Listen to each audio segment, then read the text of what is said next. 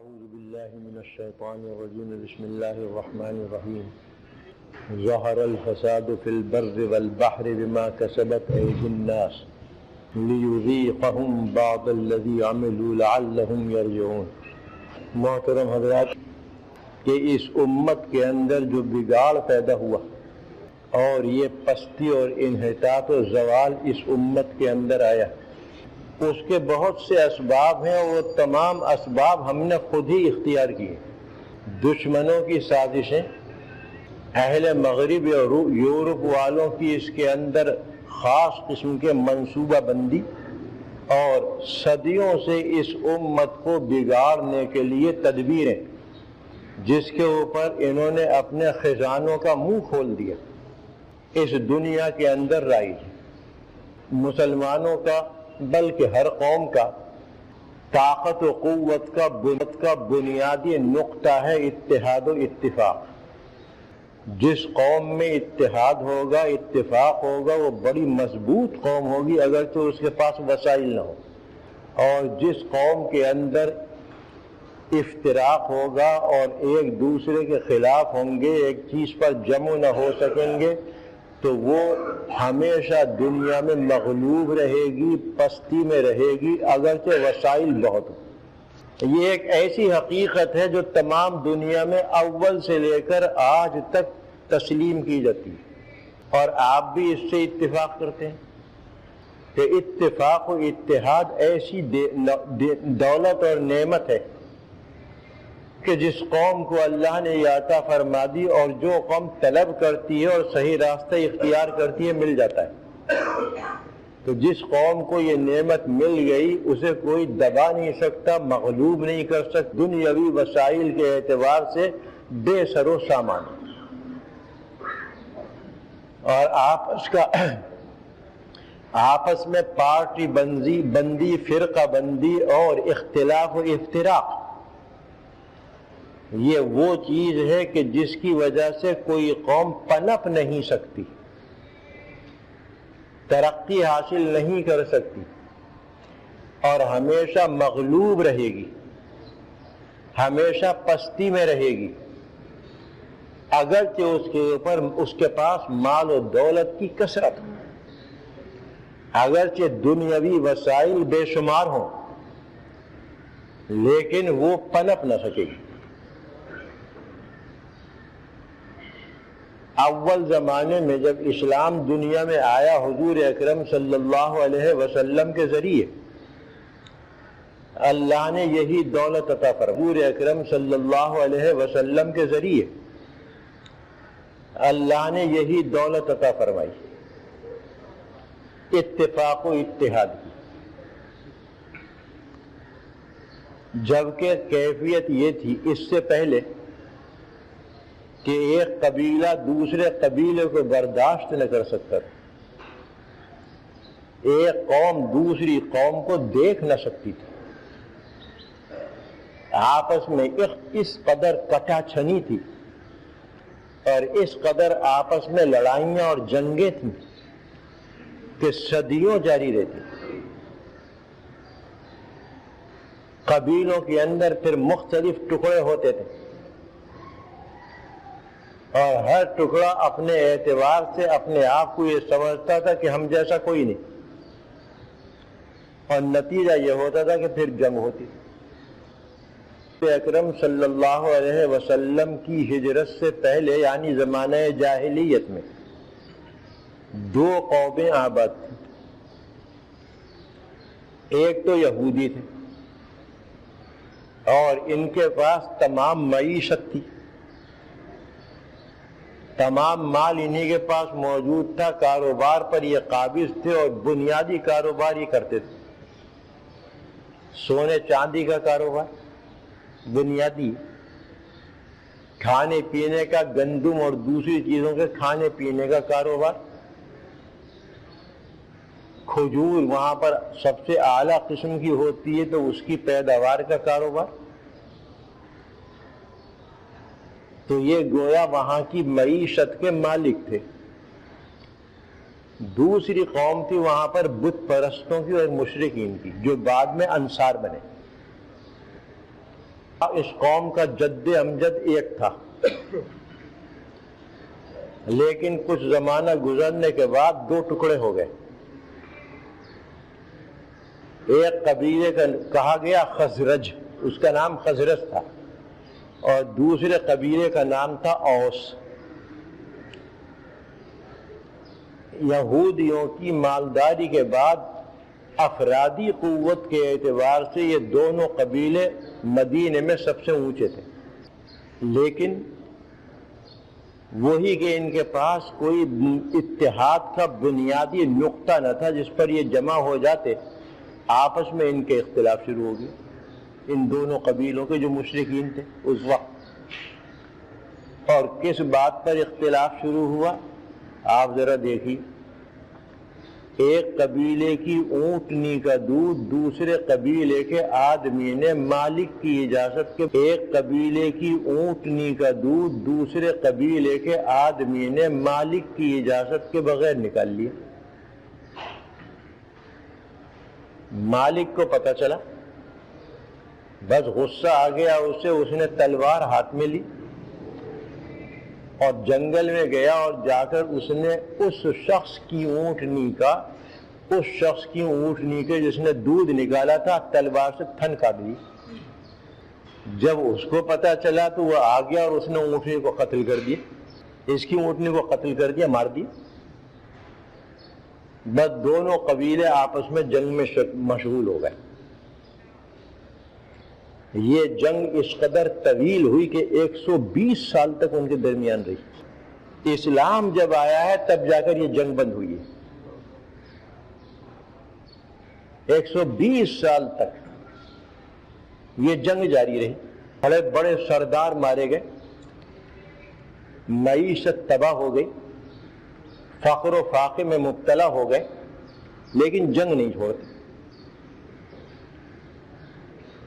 تو یہ اختلاف اس طرف لے کے جاتا ہے، ملک عرب میں یہی کیفیت تھی اسلام سے پہلے، پھر اللہ تعالیٰ نے نور اسلام وہاں پر پہنچا دیا۔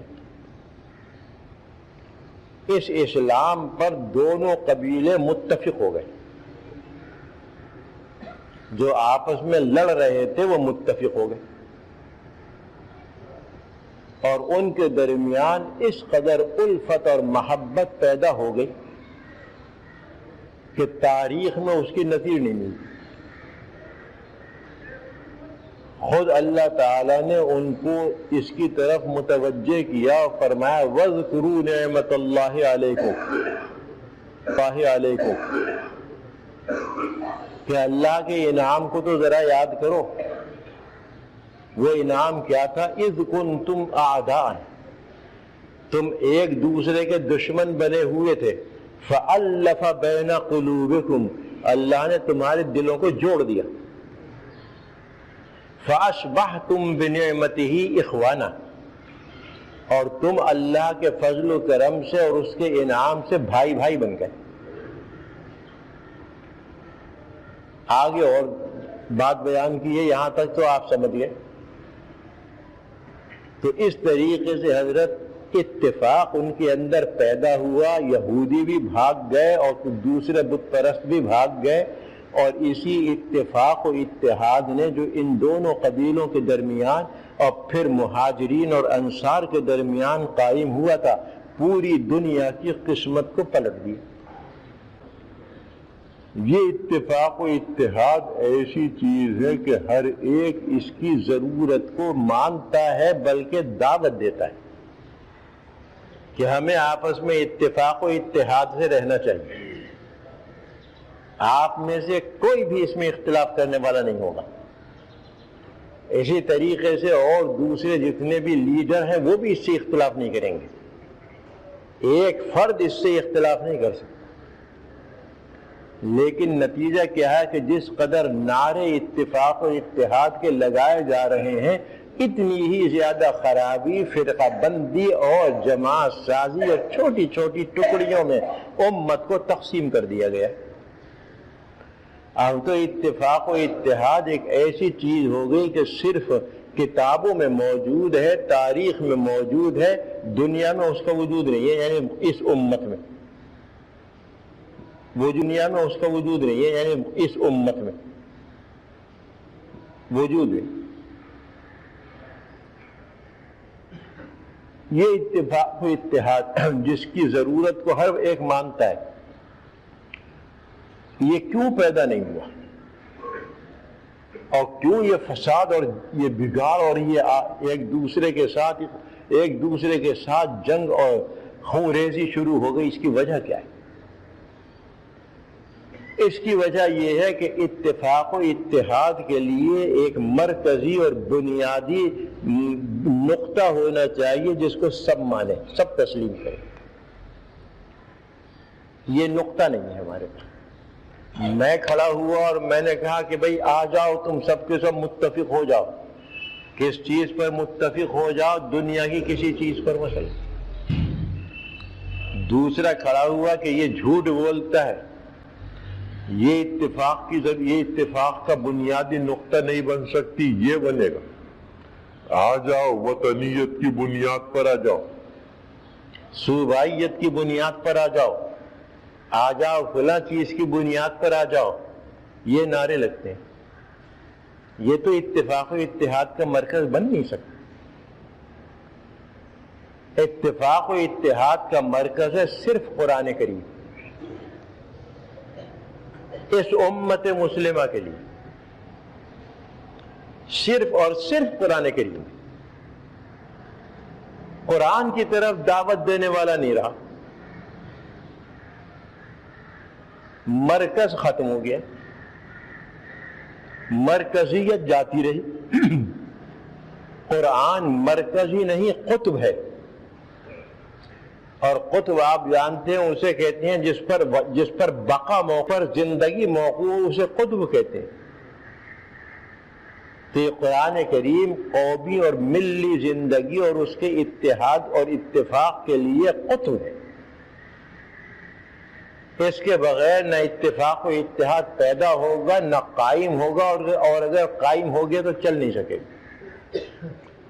ہر ایک کے نظریات مختلف، ہر ایک کے جذبات مختلف، ہر ایک کی امنگیں مختلف، اور ہر ایک یہ چاہتا ہے کہ میرے جذبات کی پیروی جو کرے گا وہ اتفاق ہے، ورنہ نہیں۔ کہیں جذبات کی پیروی سے اتفاق پیدا ہوتا ہے، کہیں ان چیزوں سے آپس میں اتفاق آتا ہے؟ اتفاق آئے گا صرف اور صرف قرآن کریم سے،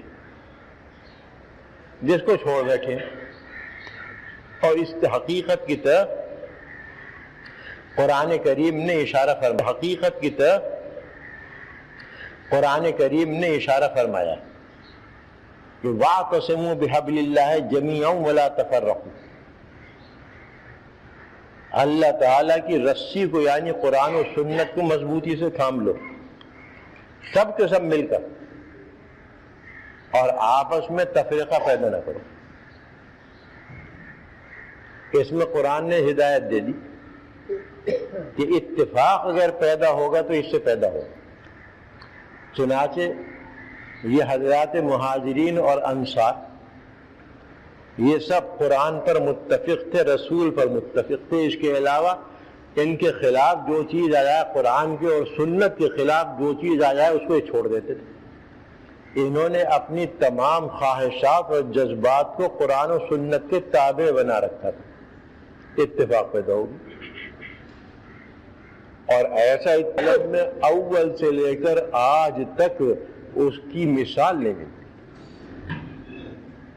ایسا اتفاق پیدا ہوا۔ یہ اتفاق و اتحاد ہمدردی پر مشتمل تھا، خیر خواہی پر مشتمل تھا، آپس کی محبت پر مشتمل تھا، الفت و مودت پر مشتمل تھا، اور ایک دوسرے کے احترام پر مشتمل تھا۔ یہ وہ اتفاق و اتحاد تھا، صرف نعرے نہیں تھے۔ ایک واقعہ آیا ہے حدیث شریف میں کہ ایک جنگ ہو رہی تھی اور اس میں شہادت ہوئی بہت سے لوگوں۔ ایک جنگ ختم ہونے کے بعد ایک صحابی کو خیال ہوا کہ جو زخمی ہیں ان کو پانی کی ضرورت ہوگی، لاؤ میں پانی پلا دوں۔ چنانچہ وہ مشکیزہ کمر پر ڈال کر برتن لے کر زخمیوں میں چلے گئے۔ پوچھا کسی کو پانی کی ضرورت ہے تو ایک صاحب نے کہا، ایک زخمی نے کہا کہ ہاں مجھے پانی پلا دو۔ پانی کا گلاس ان کو پیش کرنے لگے تھے کہ برابر سے کراہتی ہوئی آواز دوسرے زخمی کی آ گئی کہ پانی۔ جس نے پہلے پانی طلب کیا تھا اس نے کہا کہ میرے بھائی کو پلاؤ، پہلے میرے بھائی کو پلاؤ۔ چنانچہ ان کے پاس تو لے گئے، وہ ابھی ان کو پانی دیا بھی نہ تھا کہ تیسرے کی آواز آ گئی پانی۔ اسی طریقے سے 7 زخمیوں کی آواز آتی رہی اور وہ ایک دوسرے کی طرف بھیجتا رہا کہ پہلے اس کو پلا دو، پہلے اس کو پلا دو۔ آخری زخمی کے پاس پہنچے ہیں تو اس کی شہادت ہو چکی، پھر آیا کہ چلو اس کو پلا دوں، تو 7 زخمی اپنی شہادت کا درجہ حاصل کر گئے، پانی نہیں پیا محض اس لیے کہ میرے بھائی کو پہلے پلا دو۔ یہ تھا اتحاد و اتفاق، اپنا خیال نہیں بھائی کا خیال ہے، حالانکہ وہ نسب کے اعتبار سے بھائی نہ تھا بلکہ مسلمان بھائی تھا، اور اسی پر یہ اتفاق ہوا تھا قرآن کریم اور سنت کا۔ ایک اور اس سے بھی زیادہ اہم واقعہ میں سناؤں جو آج کل کے سیاسی لیڈروں کے لیے عبرت ہے۔ اللہ تعالیٰ انہیں عبرت عطا فرمائے۔ آپ کو معلوم ہے کہ حضرت علی کرم اللہ وجہ اور حضرت امیر معاویہ رضی اللہ تعالی عنہ، ان کے درمیان اختلاف پیدا ہوا، پھر جنگ ہوئی۔ طویل قصے ہیں، اگر کبھی موقع ہوا تو میں انشاءاللہ بیان کروں گا۔ دونوں اونچے درجے کے صحابی، بہت اونچے درجے کے صحابی، دونوں حضور کے خادم ہیں، لیکن آپس میں اختلاف پیدا ہوا اور ہر ایک اپنی رائے پر جمع ہوا تھا، اس وجہ سے کہ اس کے پاس قرآن کی دلیل تھی۔ اپنی رائے نہیں تھی، اپنی خواہش نہیں تھی، قرآن کی دلیل کی وجہ سے وہ جمع ہوا تھا۔ حضرت علی کرم اللہ وجہ کے پاس بھی قرآن کریم کی دلیل تھی، حضرت امیر معاویہ کے پاس بھی قرآن کریم کی دلیل تھی، اس لیے ان دونوں ہر ایک اپنی رائے پر جم گیا، دونوں میں اختلاف پیدا ہوا اور وہ اختلاف جنگ تک لے گیا۔ اس زمانے رومی جو بڑی سلطنت تھی اور مسلمانوں نے اس کو مٹا دیا تھا، لیکن بہرحال اس کے اندر طاقت تھی اور قوت تھی، جیسے کہ آج کل روس کہ پہلے بہت بڑی سلطنت تھی لیکن اللہ نے جہاد کے ذریعے اس کو تباہ کر دیا اور مرحوم یعنی جہانی بنا دیا، مر گیا۔ اس کے باوجود اس کے پاس بہت قوت ہے۔ تو عیسائیوں کا بادشاہ، اس نے حضرت امیر معاویہ کو پیغام بھیجا، ایک خط بھیجا کہ اگر آپ اجازت دیں تو میں اپنی فوج سے آپ کی مدد کروں جو علی کے خلاف لڑے گی۔ کیوں صاحب، آج کل کا کوئی لیڈر ہوتا تو کیا کرتا؟ خوش ہوتا اور اس کی فوجیں اپنے ملک میں داخل کر لیتا، جیسے آج کل دیکھ رہے ہیں آپ۔ حضرت امیر معاویہ نے فوراً اس کو جواب دیا بڑے غصے میں، اور یہ کہا کہ او عیسائی کتے، یہ خطاب کیا، ایھا الکلب الرومی، بادشاہ کو خطاب کر رہے ہیں، یہ کہہ رہے او عیسائی کتے، یہ تو نے کیا کہہ دیا؟ اگر علی نے تیرے اوپر لشکر کشی کی تو سب سے پہلا سپاہی ان کی فوج کا معاویہ ہوگا۔ یہ ہے اتحاد و اتفاق، سب سے اگلا سپاہی معاویہ ہوگا۔ یہ کہاں سے پیدا ہوا؟ قرآن و سنت سے۔ یہ اتفاق و اتحاد اس دنیا میں امت کے اندر بالکل عنقا ہو گیا، نایاب ہو گیا، ہے ہی نہیں۔ انہوں نے اپنی خواہشات کو قرآن کے تابع بنا دیا، سنت رسول اکرم صلی اللہ علیہ وسلم کے تابع بنا دیا۔ یہ ایک مرکزی نقطہ قرآن کریم نے اتفاق و اتحاد کا دے دیا۔ آج اس امت میں ہے کوئی جو اس مرکزی نقطے کو پیش کرے اور صحیح طریقے سے پہلے عمل کرے، پھر لوگوں کو دعوت دے، پوری قوم اس کے تابع ہو جائے گی؟ ہے کوئی؟ نعرے تو بہت لگتے ہیں، لیکن نعروں سے فتوحات تو نہیں ہوتی۔ دیواروں پر نعرے لکھ دیے جاتے ہیں، دیواروں کے نعروں سے انقلاب تو نہیں آتا۔ زبانوں سے بڑے بڑے جلوسوں میں گلے پھاڑ پھاڑ کر نعرے لگائے جاتے ہیں، لیکن اس سے انقلاب تو نہیں آتا، اس سے تقدیروں تو نہیں بدلتی۔ تھوڑی دیر کے لیے بس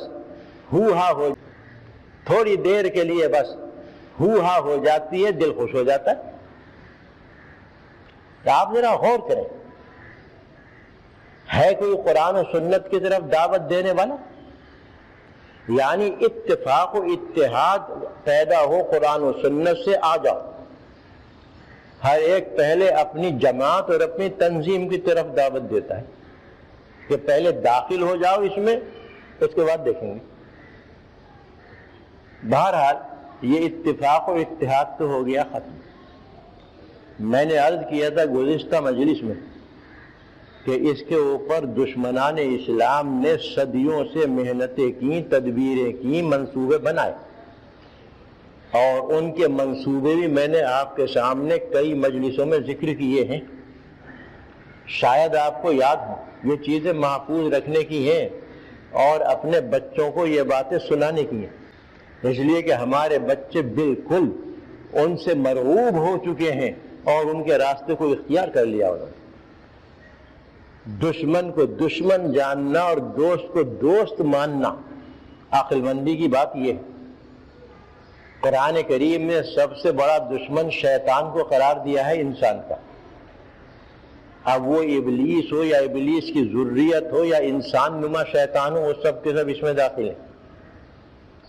لیکن صرف اتنا ہی نہیں کہا قرآن کریم نے کہ تم اس کو دشمن سمجھو، نہ، وہ تمہارا دشمن ہے۔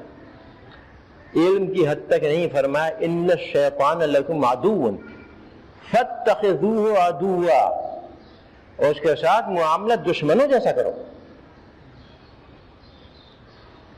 صرف اتنا جان لینا کافی نہیں کہ وہ دشمن ہے، بلکہ معاملات کے اعتبار سے بھی وہی معاملہ ہونا چاہیے جو دشمنوں کے ساتھ ہوتا ہے۔ ان دشمنوں نے کس کس طریقے سے اس امت کو مغلوب کرنے کی تدبیریں کی، سازشیں کی، یہ تو سازشی لوگ ہیں، اور انگریز سے بڑا سازشی کوئی نہیں۔ یہ بھی میں آپ کو سنا دوں، تاریخ اس کی گواہ ہے، اور امریکہ کس کی سیاست پر چل رہا ہے وہ بھی دیکھ لیجئے، کون ہے اندر اس میں۔ اور یہودیوں کی سازشیں تو بہرحال مشہور ہیں۔ 300 یہودی اس زمانے میں پوری دنیا پر حکومت کر رہے ہیں۔ 300 یہودی، سامنے نہیں،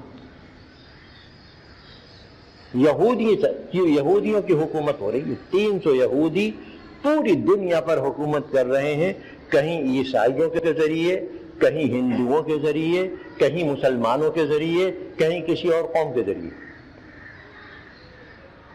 یہ تاریخی حقائق ہیں حضرت، میں ایسی بات نہیں کہتا ہوں کہ جس کی کوئی سند نہ ہو۔ کیسی کیسی سازشیں گزشتہ صدی کے اندر، اسی صدی کے اندر جو ختم ہو رہی ہے، ان یہودیوں کی آئی ہیں۔ خدا کرے آپ کو وقت مل جائے اس ٹی بی کی بیماری سے اور آپ کے بچوں کو، اور یہ چیزیں دیکھیں، آنکھیں کھل جائیں گی، آپ پتہ چل جائے گا کہ کیسی سازشیں کی۔ سب سے پہلی سازش کی انہوں نے طاقت کے ذریعے اس امت کو دبانے کی، جس میں ناکام رہے۔ یہ بتایا تھا میں نے آپ کو، بڑے بڑے معرکے ہوئے لیکن ناکام رہے۔ انہوں نے رخ بدل دیا اور ان کا منصوبہ یہ بن گیا کہ اس امت کے اندر ذہنی انقلاب لاؤ۔ ذہنی انقلاب بڑا دیر پا ہوتا ہے، اب بڑے اچھے نتائج اس سے نکلتے ہیں۔ قرآن نے بھی ذہنی انقلاب برپا کیا دنیا کے اندر۔ قرآن کریم نے پہلے ذہن بنایا، پھر اس کے بعد اس ذہن سے کام لیا اور اسلام کو پوری دنیا میں پہنچا دیا۔ ان بدبختوں نے بھی اس امت پر یہی حربہ آزمایا اور انہوں نے ذہنی انقلاب شروع کر دیا، داغ بیل اس کی ڈال دی، جس کی بہت سی صورتیں ہیں اور یہ سب کچھ لندن کی لائبریری میں محفوظ ہے، لکھی ہوئی۔ میں اپنی طرف سے نہیں کہہ رہا ہوں، یہ لندن کی لائبریری میں محفوظ ہے، لکھی ہوئی۔ میں اپنی طرف سے نہیں کہہ رہا ہوں۔ آپ لوگ جاتے ہو لائبریری میں، اور لائبریری میں بھی انڈیا آفس ایک مشہور جگہ ہے، اس میں یہ محفوظ ہے، یہ منصوبے محفوظ ہیں، یہ تدبیریں اور سازشیں محفوظ ہیں۔ خدا کرے آپ جائیں تو وہاں پر یہ تصویریں وغیرہ نہ دیکھیں، لائبریری میں یہ دیکھیں، آپ کو پتہ چل جائے گا کہ انہوں نے کیا کیا۔ تعلیمی اعتبار سے انقلاب لائے، چنانچہ یہ قتل گاہیں اسکول اور کالج کے نام پر ایمان کی قتل گاہیں پوری دنیا کے اندر پھیل گئی۔ تاریخ بتا چکا ہوں اس کی پچھلی مجلس میں۔ ذہنی انقلاب لائے اس امت کے اندر عیاشی کا، اور عیاشی میں جتنی چیزیں بھی استعمال ہو سکتی تھیں ان کو پھیلا دیا، اور ہم نے انہیں قبول کر لی۔ خود ان کے بڑوں کا قول ہے کہ ان مسلمانوں کی شکل و صورت تو ہندوستانی رہنے دو، لیکن ذہن ان کا بدل دو، اور ان کا غلامانہ ذہنیت، ان کی انگریز کی غلامانہ ذہنیت، اہل یورپ اور اہل امریکہ کی غلامانہ ذہنیت ان کے اندر پیدا کر دو۔ 120 سال سے اس پر عمل ہو رہا ہے، بلکہ زیادہ ہی وقت گزرا ہو۔ یہ ذہنیت، غلامانہ ذہنیت بنائی گئی، کہاں سے بنائی گئی؟ اسکولوں سے، کالجوں سے۔ غلامانہ ذہنیت یہ بنائی گئی اس امت کی، اور آج جو نقش کہ غلام ہیں ہم، ذہنی اعتبار سے ہر ایک ہم میں سے غلام ہے ان کا۔ ہم سوچ نہیں سکتے ان کے خلاف کچھ، ایسے غلام بن چکے ہیں ہم کہ ان کی ہر چیز کو اپنانے کی فکر کرتے ہیں۔ ایک مرکزی نقطہ تھا اس امت کے اندر خلافت کا، کہ خلیفۃ المسلمین ایک ہوتا تھا، اسی کے حکم پر دوسرے بادشاہ مقرر ہوا کرتے تھے۔ چنانچہ 7ویں صدی ہجری سے خلافت کا معاملہ ترکوں کے پاس چلا گیا تھا، اور انہوں نے اس کا حق ادا کی۔ بڑی طاقت تھی، مرکزیت تھی، بڑی طاقت تھی، مرکزیت تھی۔ مرکزیت جب ان کے اندر آ گئی، اتحاد آ گیا، لہذا دنیا میں کوئی ان سے مقابلہ نہیں کر سکتا۔ ان کی سازشیں آئیں، اللہ انہیں غارت کرے اور یہ سازشیں انہی پر رد کر دے۔ انہوں نے خلافت کا تیا پانچا کر دی۔ اتنی وسیع و عریض حکومت اور خلافت کہ جس سے تمام اہل یورپ ڈرتے تھے اور لرزتے تھے، اس کا تیا پانچا کر دیا۔ ایک تو دین کو مٹانے کے لیے ایجنٹ بھیجا، جس کا میں نے قصہ آپ کو سنایا۔ دوسرے فوجی بغاوت کے لیے ایجنٹ بھیجا، اور وہ مصطفیٰ کمال تھا۔ ابھی کوئی 4-5 دن پہلے امریکہ سے میرے پاس ایک مہمان آئے، وہیں رہتے ہیں وہ۔ انہوں نے بیان کیا کہ ترکی میں ایک میجر ہے مصطفیٰ کمال کے زمانے کا، اس نے انگریزی میں ایک کتاب لکھی اور کہا وہ میرے پاس موجود ہے۔ اس میں اس نے تمام وہ نقشہ پیش کیا ہے جو ان کی سازشوں کا تھا۔ اس میں اس نے لکھا ہے میجر نے کہ مصطفیٰ کمال کو کیسے انہوں نے اپنایا انگریزوں نے، کس طرح اس کو ایجنٹ بنایا، کس طرح اس کی ذہن سازی کی، اس نے آ کر پھر ترکی میں اور خلافت کے خلاف جو کام کیا وہ کس طرح کیا، اور پھر اس نے اسلام کو مٹانے کے لیے کیا کیا کیا مصطفیٰ کمال نے، کہ اذان بند کر دی، نماز بند کر دی، ذبیحہ بند کر دیا، یہ بند کر دیا، وہ بند کر دیا، یہ سب اس کے کرایا، نام کا مسلمان اور در حقیقت وہ ان کا ایجنٹ۔ مجھے تو بڑی خوشی ہوئی، میں نے کہا بھائی میں نے یہ بات ابھی حال میں بیان کی تھی ایک جگہ، اچھا ہوا آپ نے یہ بتا دیا، مجھے سند مل گئی، وہ کسی طرح کتاب مجھے بھیجو، اگرچہ میں انگریزی نہیں جانتا لیکن پڑھوا کر سنوں گا۔ دیکھیے کہاں کام کیا ہے، اور اپنے ایجنٹوں کو اور بے دینوں کو جو نام کے مسلمان ہیں تاریخ میں انہوں نے بہت بلند اور بہت اونچا دکھایا ہے۔ تاریخ ہماری مسخ کر دی، اسکولوں میں جو پڑھائی جاتی ہے یا جو پڑھائی جاتی ہے کالجوں میں، ہماری تاریخ جتنی بھی ہے مسخ کر دی، بگاڑ دیا اس۔ دیکھیے کتنا بلند و بالا لیڈر اور کتنا نجات دہندہ اور کتنا ایسا اس کو ثابت کیا، حالت اس کی یہ تھی۔ اسی تاریخ کے ذیل میں یہ بات بھی عرض کر دوں کہ بچوں کو تاریخ پڑھائی جاتی ہے مسلمان بادشاہوں کی۔ میرے زمانے میں تو تھی، اسکولوں میں داخل اب پتہ نہیں ہے یا نہیں، مغل بادشاہوں کی تاریخ ہم نے وہی پڑھی تھی۔